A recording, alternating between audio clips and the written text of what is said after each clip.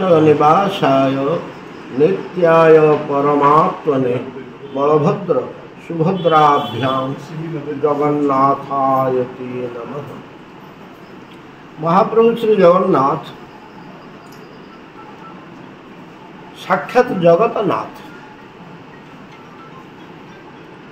यार प्रमाण मिलू।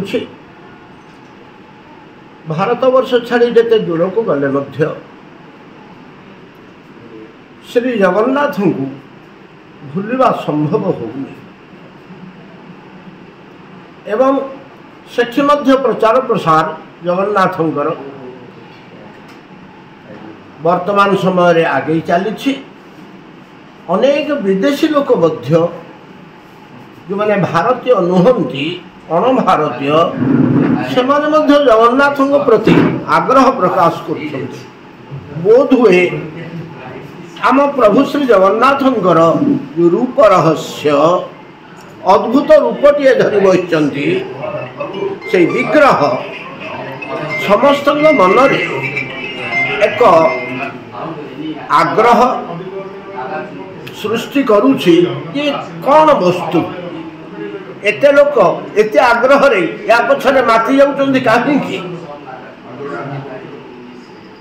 तेणु अण भारतीय मानकर मध्य श्री जगन्नाथ प्रति दिनक दिन अधिक मात्रा रे आग्रह और रहस्य भेद इच्छा प्रकाश पाउथुवा जना पड़ुछि।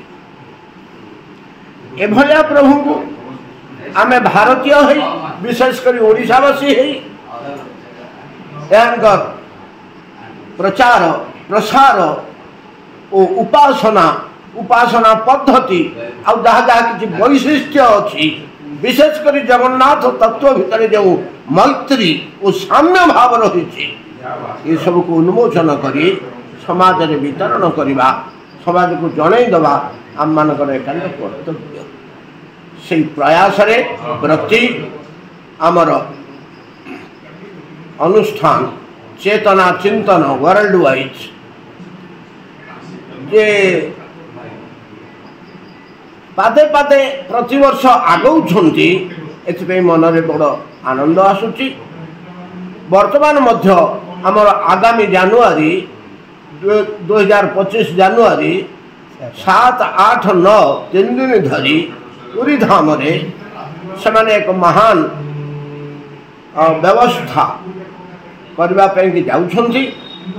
तार समस्त सुचारू रूपे पुंखानुपुंख भाव से समस्त कार्य रे कौन कौन से करेंगे ए विषय रे आमर रमेश बाबू से दायित्व रे अछन्ति से अनुष्ठान तेणु से ए विषय किसी आपण मानक कहिबे बोली मु निवेदन।